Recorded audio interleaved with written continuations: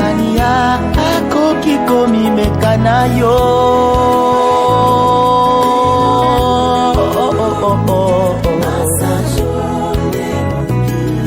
Yango mokondi nini oyo alalaka pongite o. Ayebi solo ya pongite o. Alors bien aimé, que la paix de Christ soit avec toi. Et nos amis de la chorale qui vont nous conduire dans quelques cantiques. Nous allons chanter Jésus. Alléluia. C'est d'être source de tout encore ce matin. Seigneur, ce matin nous nous avons reconnu à toi. Seigneur, ce matin nous venons pour donner le sang. Seigneur, ce matin nous venons pour te témoigner notre capacité, notre confiance à toi, Jésus. Seigneur, reçois nos cœurs par ta présence. Alléluia. Je me livre encore à toi.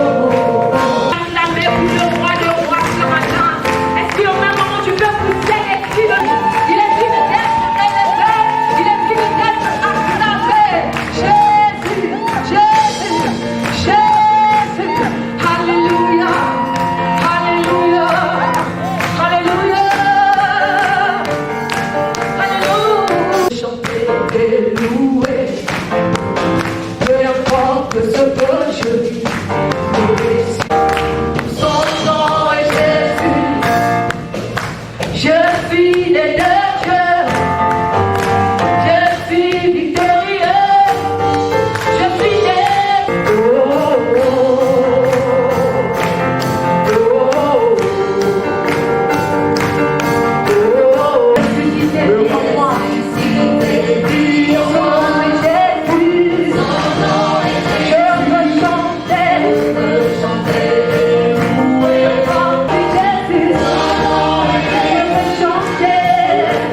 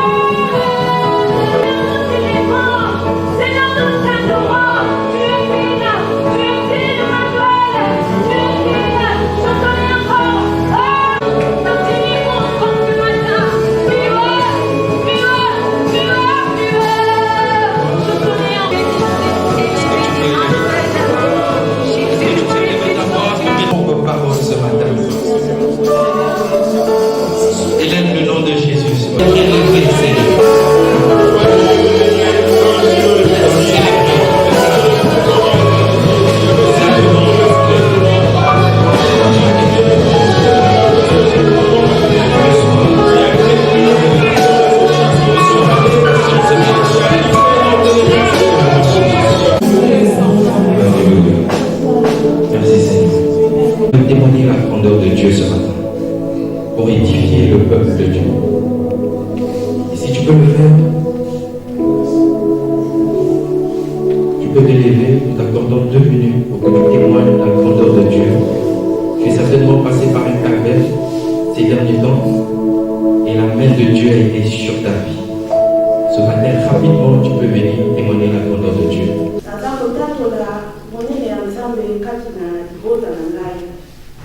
Dieu est vraiment merveilleux.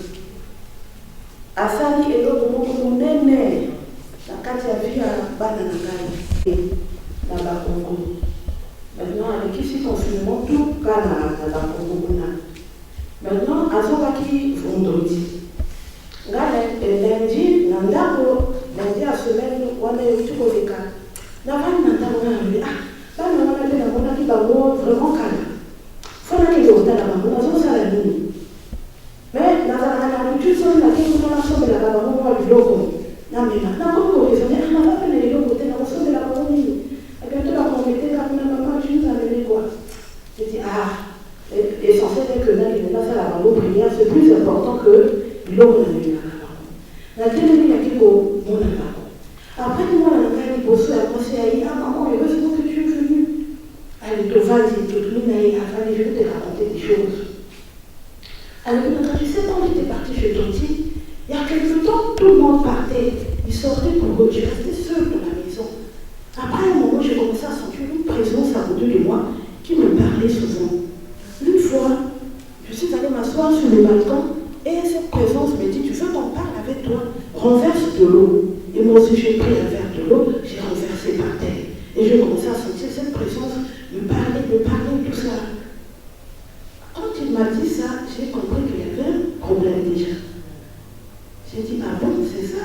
Heureusement que tu es venu. Je remercie le Seigneur et j'ai pris l'enfant, j'ai amené l'enfant à l'église. Et on a commencé à prier pour ça. J'ai remercié le Seigneur parce qu'il y a certains enfants, quand ils remarquent des choses comme ça, ils ne disent pas. Ils ne disent pas, ils gardent ça. Et puis, fille à moi, la fille, il m'avait, il y a moi. Vraiment, je remercie le Seigneur.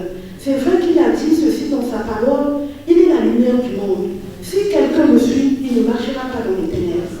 Il aura la lumière du jour. Voilà pourquoi je glorifie le Seigneur. C'est le Seigneur qui fait cela. Est-ce que nous pouvons encore acclamer le nom de Jésus qui a permis que cet enfant soit restauré? Je vais inviter l'évêque qui va nous entretenir ce matin sous vos acclamations.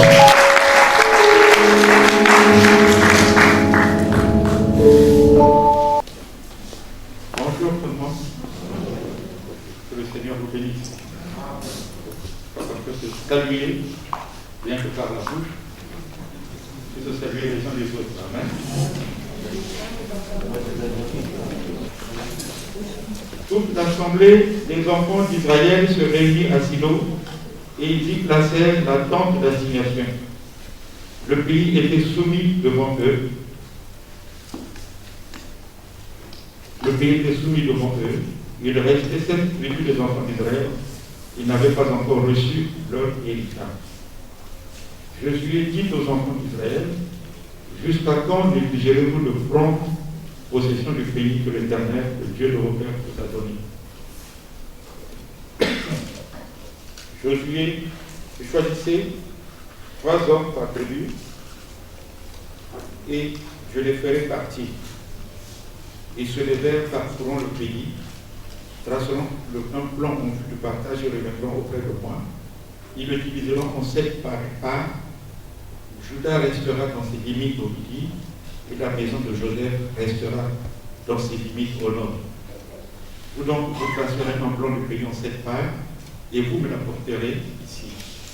Je jetterai pour vous le sort devant l'Éternel, mais il n'y aura point de part pour les Lévites au milieu de vous, car le sacerdoce de l'Éternel est leur héritage.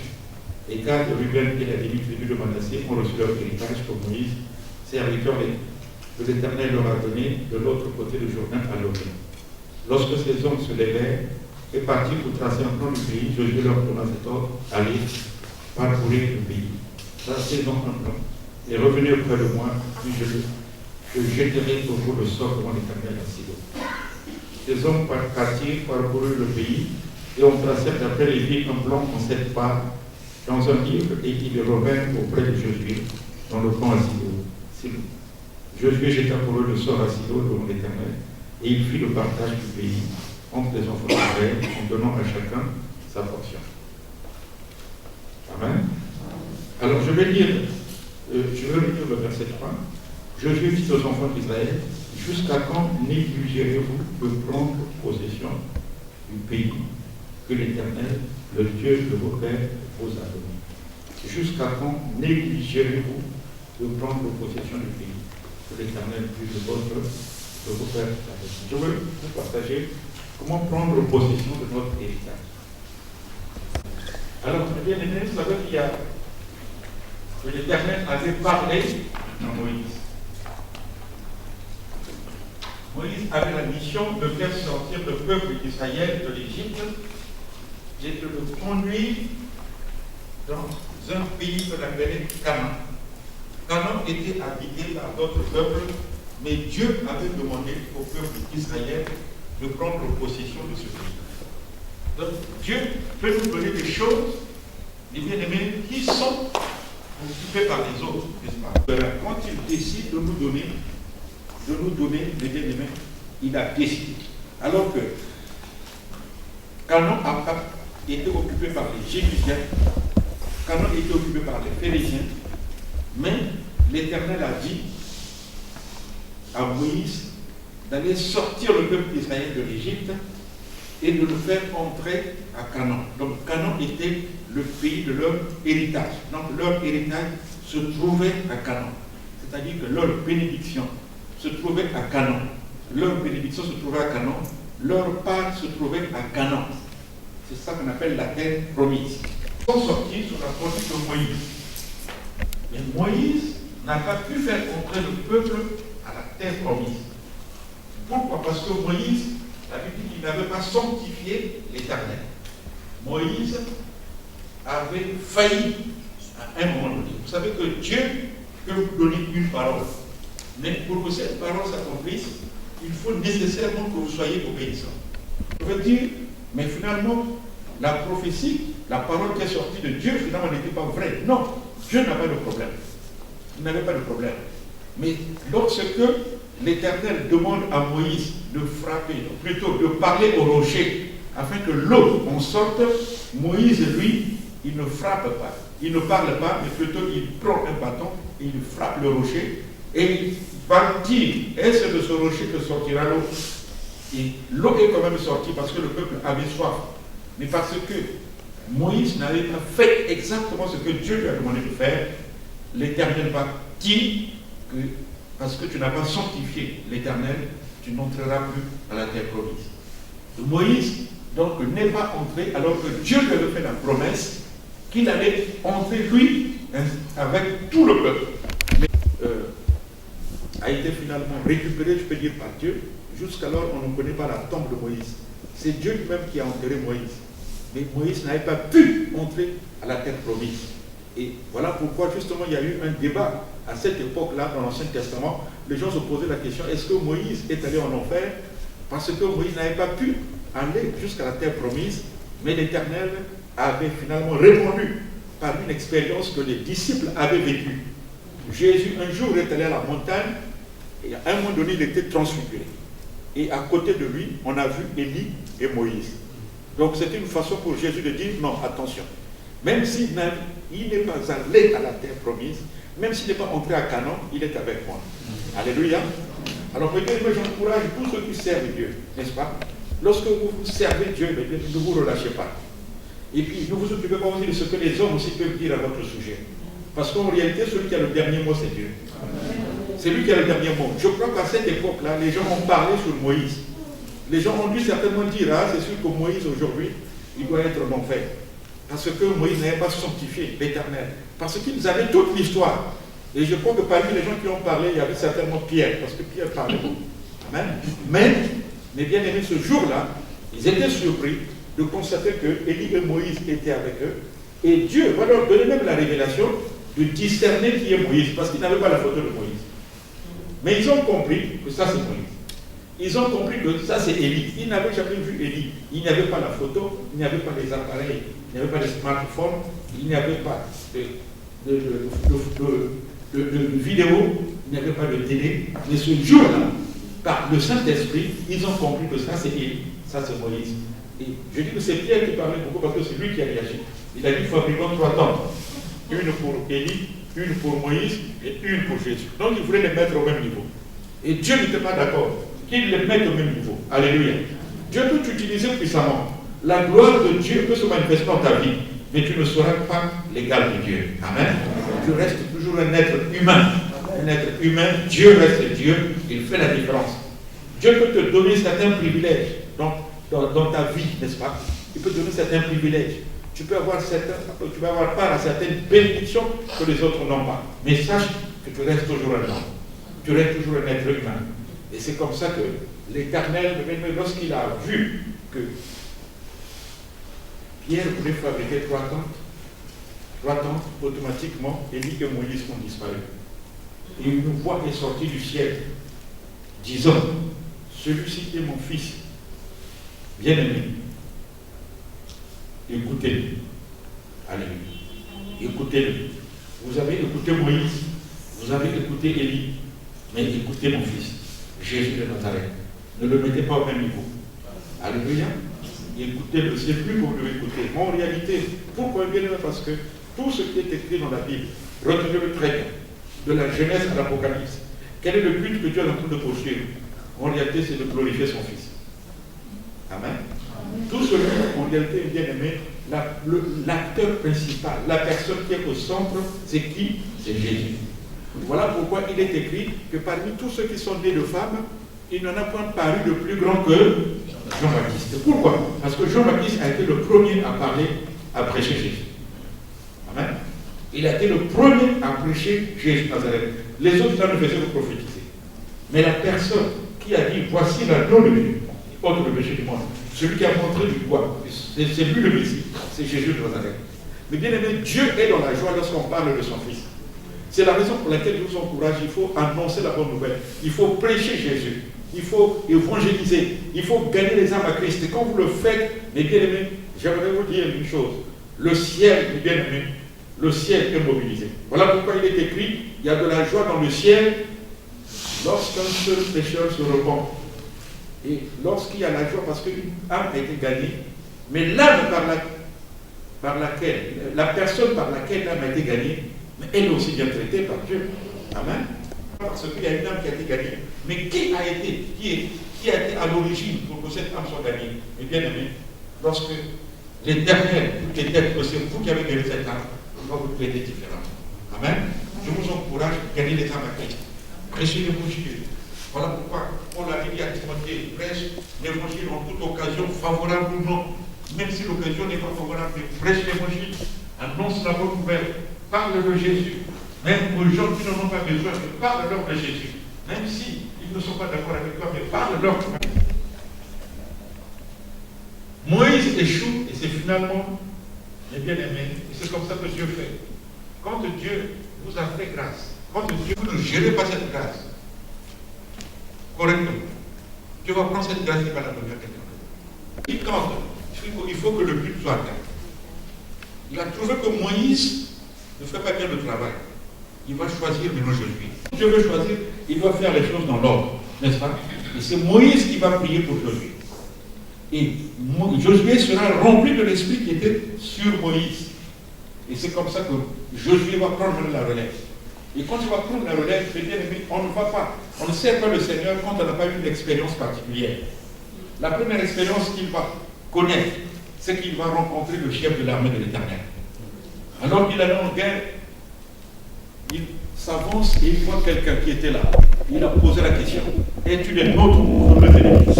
Et la personne lui a dit, je suis le chef de l'armée de l'Éternel. Et il a compris que cet homme était avec lui. Et c'est comme ça que, bien aimé, cet homme va lui dire, le lieu sur lequel tu te tiens est un lieu saint. Pratiquement la même expérience que Moïse, qui avait vu Dieu au buisson ardent. Si vous avez mis bien un père, vous allez constater que vous, en tant que fils, vous allez plus ou moins passer par les mêmes étapes. Alléluia. Moïse a rencontré Dieu dans le buisson ardent. Dieu lui avait dit d'enlever ses souliers. Parce que le lieu sur lequel il se tenait était saint. C'est la même chose également aussi que Josué va rencontrer. Va vivre. On va lui demander aussi, donc le mot aussi s'est souvenu. La même expérience. Moïse avait rencontré, s'est retrouvé devant la mer rouge. Il fallait que la mer devienne sèche pour qu'il passe. Josué aussi s'est retrouvé devant le Jourdain. Pour qu'il passe aussi, il fallait que le Jourdain devienne sec. Lorsque vous êtes fils, Dieu va permettre, bien aimé, que les expériences par lesquelles votre papa est passé, vous aussi vous allez passer. Amen. Mais d'une manière ou d'une autre. Ça ne peut pas être la même chose, mais ça sera plus ou moins la même chose. Alléluia. Et quand il va passer, bien aimé, Josué va servir l'Éternel de manière un peu différente. Josué n'est pas là, bien aimé, pour caresser le peuple, n'est-ce pas? Lui, il va dire, choisissez qui vous voulez servir. Moi et ma maison, nous allons servir l'Éternel. Donc, Moïse était là toujours en train de pleurer, en train de prier. Vous savez que chacun de nous a son onction, n'est-ce pas? Moïse, en réalité, c'était un pasteur. Mais je crois que Josué n'était pas un pasteur. Amen. Parce que Moïse, il est là, dès qu'il y a un problème, dès que les gens pleurent, il a dit, mais ne pleurez pas, attendez, je vais prier. Mais bien, Josué n'a pas le temps de prier. Il a dit, celui qui ne veut pas qu'il reste. Donc, l'onction de Josué était différente de l'onction de Moïse. Et vous savez que, bien aimé, parfois, Dieu peut mettre devant vous, lorsqu'il constate bien aimé que vous êtes très têtu, Dieu peut mettre devant vous bien aimé quelqu'un bien aimé qui va vous tracter, qui est dur. Amen. Simplement parce qu'il veut que le but soit atteint. Amen. C'est la raison pour laquelle il faut supporter les conducteurs. Même ceux qui ont un caractère difficile, il faut les supporter. Parce que c'est Dieu qui les place, parce qu'il veut atteindre un but. Dieu peut mettre quelqu'un qui a un caractère difficile, parce qu'il veut corriger certaines personnes qui sont dans la foi. C'est la raison pour laquelle il faut simplement rendre grâce à Dieu pour tout ce que le Seigneur place devant vous. Amen. Et cela est valable, non pas seulement sur le plan spirituel, même aussi sur le plan, même politique. Alléluia. Même sur le plan administratif, même au travail. Alléluia. Rien n'arrive sur la terre sans que l'Éternel n'en soit l'auteur. Et ils vont partir, bien aimés. Dieu va leur faire la promesse qu'ils vont prendre possession de Canaan. Mais écoutez bien, il y avait 12 tribus. 5 tribus avaient déjà pris possession de leur terre. Mais il y a 7 tribus qui jusqu'alors n'avaient pas pris possession. Et c'est comme ça que Josué va les convoquer. Il va leur dire, pourquoi vous négligez de prendre possession de leur héritage? Dites avec moi négliger. On peut se poser la question, comment on peut utiliser ce mot? Il dit, pourquoi vous êtes négligent? Pourquoi vous êtes négligent? Regardez pourquoi. Parce que Dieu considérait que c'est déjà donné. Mais si, jusqu'alors, vous n'avez pas pris, ce n'est pas moi, c'est vous. C'est le mot qu'il avait utilisé. Pourquoi vous êtes négligent? Vous devez déjà prendre possession de votre héritage, mais vous êtes négligent. Les 7 autres avaient déjà pris, donc il restait 7. Et parmi les 7, il y avait une tribu qu'on appelait la tribu de Lévi, n'est-ce pas? La tribu de Lévi, il a dit simplement que vous n'avez pas d'héritage. Pourquoi? Parce que le sacerdoce est votre héritage. Alléluia. C'est-à-dire que si nous on était là à cette époque-là, on n'allait pas nous donner une terre. Parce que les Lévites, c'était les serviteurs de Dieu. C'était les pasteurs, c'était les prophètes, c'était les docteurs. On avait dit que vous, on ne vous donne pas d'héritage.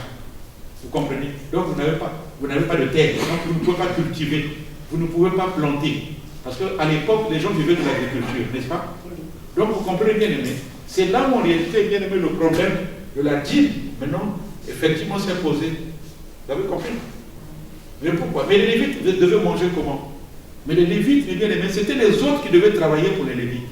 Parce que Dieu avait dit que vous, votre héritage, c'est le sacerdoce. C'est-à-dire que le ministère que tu as là, c'est ça ton héritage. Donc Dieu va te bénir à travers le ministère. Vous n'avez pas de terre. Donc, mes bien-aimés, voilà pourquoi vous voyez aujourd'hui les serviteurs de Dieu, nous, mes bien-aimés, parfois, on est à plein temps. Amen. La fois passée, je disais ça à quelqu'un que normalement, nous, on vit à partir de ce que les autres tribus amènent. Les gens le regardent.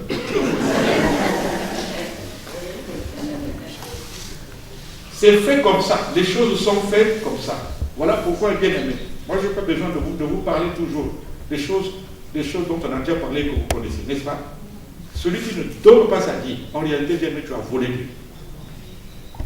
Vous comprenez? On avait dit aux Lévites, vous n'avez pas d'héritage. Votre héritage, c'est le sacerdoce. C'est le sacerdoce. Donc, comment ça se passait? Là, les Lévites vivaient de la dîme et la dîme revenait aux serviteurs de Dieu, aux sacrificateurs, disons aux Lévites, et parfois les Lévites devaient poser parfois des actes en direction parfois des orphelins ou des veuves. Alléluia. Mais ce n'est pas ça le sujet, n'est-ce pas? Je mets une parenthèse simplement pour vous interpeller, mais bien aimé, il faut donner votre dîme. Vous avez eu 100 000 francs comme revenu, 10 000 francs, il faut les donner. Il faut venir apporter ça ici. Amen. Amen. Est-ce que c'est clair? Amen. N'est-ce pas? Amen. Nous avons une comptabilité ici. Et bien nous, il y a une fiche. Papa Nzéou, je ne sais pas s'il est là. Il met toujours offrande temps, dîme, temps. Et tout cet argent-là, qu'est-ce qu'il fait avec? Quand il le prend, il va le déposer à la banque. Est-ce que vous me suivez? Amen. Alléluia. Amen. Et pourquoi, bien aimé, la dîme, ce n'est pas une invention des pasteurs, c'est biblique. Pourquoi? Parce que les Lévites ne devaient pas avoir de part. Les Lévites n'ont pas de territoire. C'était fait comme ça. Et il y a des gens aujourd'hui qui combattent la dîme, jusqu'aujourd'hui. Je connais un homme de Dieu là. Actuellement, il est, je crois, en France. Il était passé dans une église. Il a dit que Dieu ne donnait plus la dîme. La dîme n'est pas biblique. N'est pas biblique. Ah, le pasteur a souffert. Parce que l'église a souffert, mais bien aimé, pendant plusieurs mois. Parce que, vous savez, quand quelqu'un a été, on lui a déjà fait accepter on lui a donné une information, hein, pour casser ça, hein, c'est pas toujours facile. N'est-ce pas? L'apôtre Germain, dès qu'il avait reçu avant, il a souffert, bien aimé. Après, pour rattraper les fidèles, ils ont dit, ah, donc l'apôtre nous trompait. Vous comprenez? L'apôtre ne trompez pas, la dîme, elle est biblique. Elle est biblique, elle est biblique, elle est dans la Bible. Et la dîme a été instituée, ce n'est pas la loi qui a institué la dîme. Quand Abraham avait versé la dîme, il n'y avait pas encore la loi. La dîme existait bien avant. La dîme existait bien avant. La dîme, c'est l'arbre, le fruit de l'arbre qu'on ne devait pas toucher. Dieu avait dit, tu peux manger, tu avais dit, ah non, tu peux manger de tous les fruits qui sont dans le jardin. Mais l'arbre qui est au milieu là, il ne faut pas toucher. Car le jour où tu vas manger, tu feras quoi? Les gens disent ça doucement. Donc la dîme, on ne touche pas. On ne touche pas. On ne touche pas. C'est à Dieu. Amen. Amen. Pourquoi négligez-vous de prendre possession de votre héritage? Pourquoi négligez-vous? Les bien-aimés, pourquoi Josué va dire que pourquoi vous négligez les bien-aimés? Pourquoi? Parce que Dieu considérait que c'était donné. Amen. Alléluia. Comment ils ont fait finalement pour prendre l'héritage? Premièrement, alléluia. C'était l'organisation. Dites avec moi l'organisation. Ils ont mis maintenant bien aimé, ce qu'on va commencer à s'organiser. Vous savez bien aimé, si vous voulez prendre votre héritage, à un moment donné, il faudrait à un moment donné que vous puissiez vous organiser. Les bien-aimés qui sont devant vous, Dieu vous les a déjà donnés. Mais vous n'entrez pas en position de ces bénédictions. Pourquoi? Parce que vous êtes désordonnés. Vous ne vous organisez pas. Alléluia. Il y a certaines bénédictions que Dieu a mises en place devant nous. Mais lorsque les bien-aimés nous arrivons à un moment donné, et on constate qu'on n'entre pas en possession de ces bénédictions-là, et il faut s'organiser. L'organisation, ça c'est quoi? Mais tu peux à un moment donné décider, bien-aimé, je m'en vais prier pendant même une semaine. Rien que pour ça. Par groupe de 3, par groupe de 5, ils ont commencé à s'organiser. Parce qu'ils ont dit que pour prendre possession, il faut nécessairement l'organisation. Dieu est un Dieu d'ordre. Mais bien aimé, j'aimerais vous dire une chose. Nous, on priait pour quelqu'un, pour l'enfant d'une autorité, n'est-ce pas? Il n'y avait pas de résultat. Je sais, laissez nous apprendre. On est allé prier dans la forêt à Pointe-Noire. Là où il y a des eucalyptus, si vous connaissez. On est allé là. On était à 3. Prière. Pendant 3 jours, dans la forêt. On était devenus comme des fous. Là où il y a des eucalyptus, là, sur la route. On a commencé à prier. Le 3e jour, l'enfant était en France. L'enfant faisait des troubles de comportement. On nous donne l'information que les médecins constataient que l'enfant se portait. Et l'enfant a décidé même, l'enfant ne voulait pas revenir, il a décidé qu'il faut qu'il rentre au pays. C'est le 3e jour qu'on nous appelle pour dire que Dieu a exaucé votre prière.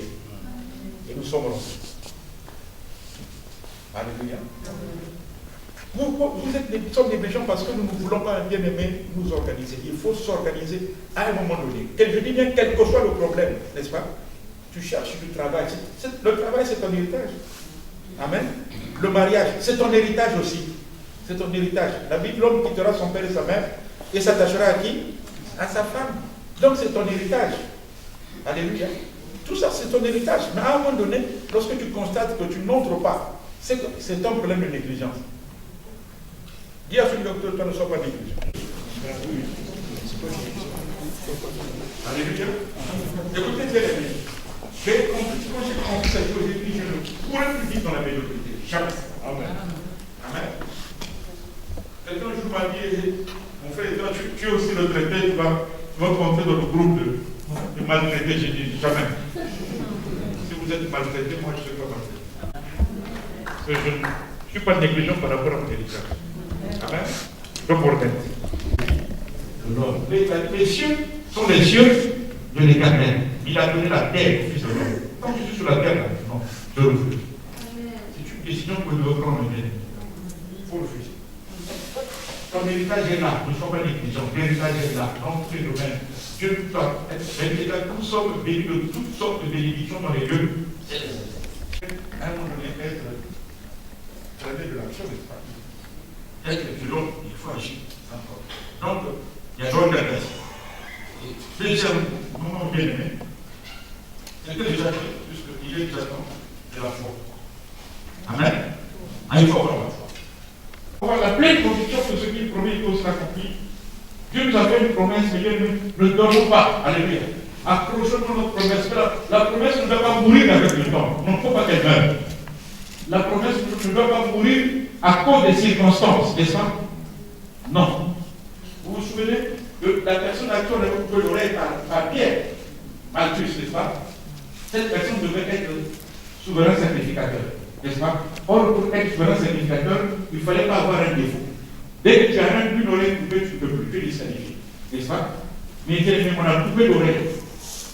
C'est ce que Jésus fait. Il prend l'oreille et l'oreille. Sans cicatrice. Donc, même si les circonstances ont cassé votre vie, il y a des gens qui disent aujourd'hui j'ai raté. Moi, comme j'ai raté le bac, c'est ma vie est terminée. Mais c'est pas elle n'est pas terminée. Ton héritage ne dépend pas de tes diplômes. Ton héritage ne dépend pas des autres. Il faut éviter de se comparer aux autres. Parce que tu es unique. Tu es un être unique. Ton parcours est unique. Ta vie est unique. Et Dieu te fait avec toi de manière unique. Alléluia. Il faut se garder de se comparer aux autres. Jamais. Vous savez, la fois passée, j'ai attaqué mon fils, mes bien-aimés. Parce qu'à un moment donné, il a étudié jusqu'au master. Mais il dit que non, papa, moi c'est les bijoux. Moi, je vais être le fabricant de bijoux. J'ai dit, tu es allé étudier pour ça. Et ils sont faibles toute la journée. On dirait qu'il est là. Ils sont faibles toute la journée en train de faire les bijoux. J'ai dit, mais. Donc, même ma femme m'a dit, donc il faut faire dans ta vie. Moi, c'est que mon salaire. Après, il y a au extérieur aux autres, ça n'a pas. C'est-à-dire que toi, tu vas te marier, ta femme va te marier, et puis toi, tu es là en train de faire les bijoux. Moi, c'est les bijoux.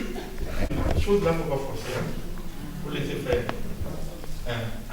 Il faut laisser faire. Parce que chacun de nous a son destin, n'est-ce pas? Il y a un tel qui a fait ça, non, il a réussi, non, il y a un tel qui a fait ça, il est connu sur le plan international. On a dû faire. On a laissé tomber bien. Et aujourd'hui, là, sur Internet, les gens achètent ces bijoux sur Internet.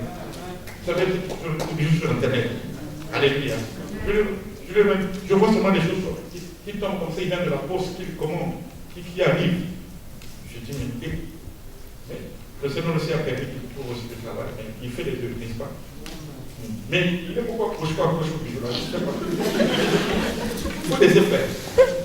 Alléluia. Chacun prend son parcours. Ton héritage est là. Qui avec moi, mon héritage est là? Négligent.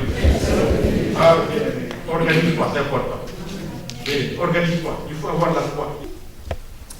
Alléluia. Est-ce que tu es conscient que tu as une certaine force? On a dit à Josué chapitre 6, verset 14. On lui a dit, il était négligent. On lui a dit, c'est toi qui vas délivrer le peuple d'Israël, le peuple de Madian. Gédéon, n'est-ce pas non? Est-ce que Gédéon croyait? Il a dit, non, moi je suis issu. Mais qu'est-ce qu'on lui a dit? Va avec la force que tu as. Est-ce que tu sais que tu as une force? Hein? Bon, dis avec moi, j'ai une force. J'ai une force. Et dis avec moi, j'ai une force. J'ai une force. En lingala, c'est mieux. Ma casse. Maman dit non, qui est aussi dans ma case. Dans ma case. Alléluia. Va avec la force que tu as déjà une force avec laquelle tu peux avancer. Il ne faut pas dire toujours que moi je vais faire, mon héritage là, c'est pas pour moi. Ah, je sens que Dieu va bénir des gens ici. Élève ta voix, commence à remercier le Seigneur. Remercie le Seigneur, remercie le Seigneur. Éternel, nous voulons dire simplement qu'en 2020, chacun entrait dans son héritage. Je le proclame, chacun entrait dans son héritage. 2020. Que chacun entre en possession de son héritage. Que chacun entre en possession de son héritage. Seigneur, tu libères ce qui nous appartient. Tu libères ce que toi tu nous as donné. Tu libères ce que toi tu nous as donné. Tu libères ce que toi tu nous as donné. Au nom puissant de Jésus de Nazareth. Gloire à ton Seigneur. Parole qui nous a fait du bien. Cette parole est de nous fortifier. Je peux encore acclamer très fort. Il a reçu une mesure